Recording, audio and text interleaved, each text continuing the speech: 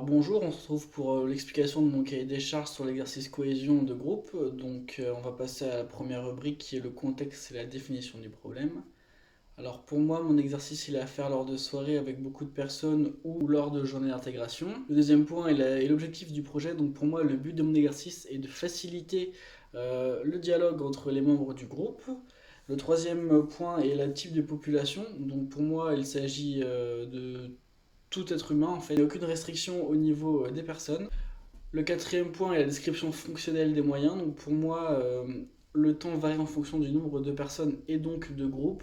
Je préconise pour une expérience de jeu optimale 10 groupes de 3 personnes. Donc ça reviendra à peu près à 45 minutes de jeu. Et donc au cours de ces 45 minutes, ça vous donnera des pistes pour éventuellement commencer à dialoguer avec des inconnus. Les consignes mises en place, l'obligation, alors pour moi, on va prendre l'exemple de moi qui suis en train de jouer. Donc je dois mettre avec les personnes que je connais le moins du groupe.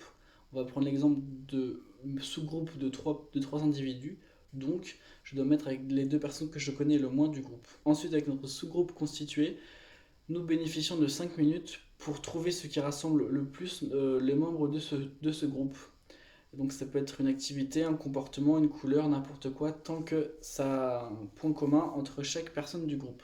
Ensuite, ils doivent l'inscrire sur un bout de papier qu'ils plieront en quatre et le mettront dans un récipient. Ça marche également avec une casquette ou un chapeau. Ensuite, chacun à leur tour, les groupes viennent au milieu du cercle pour piocher un bout de papier qui se situe dans le récipient qui est au centre du rond. Et ils doivent lire à voix haute avant d'essayer de trouver quel groupe a écrit ce bout de papier. Le résultat, alors soit le groupe a touché dans le mille, auquel cas elle garde le bout de papier et marque un point, puis ils expliquent pourquoi ce choix. De plus, le groupe qui a écrit le bout de papier doit également expliquer pourquoi ce choix. Deuxième cas de figure, si ce n'est pas le bon groupe, ils remettent le papier dans le récipient et se retournent à leur place.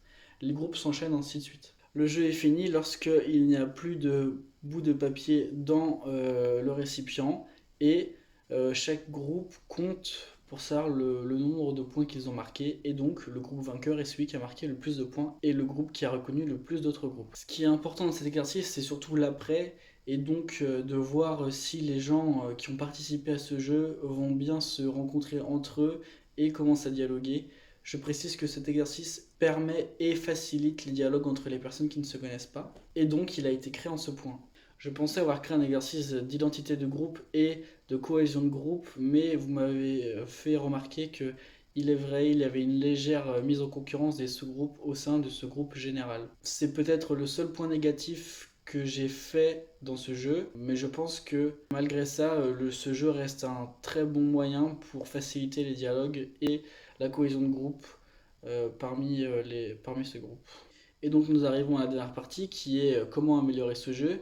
Eh bien, nous devrons tout simplement supprimer le système de points et donc comme ça il n'y aura pas de entre guillemets compétition, et de cette manière il n'y aurait pas de mise en concurrence des sous-groupes et cela sera tout simplement bénéfique un maximum pour le groupe, et donc ça facilitera totalement les échanges entre les membres de ce groupe.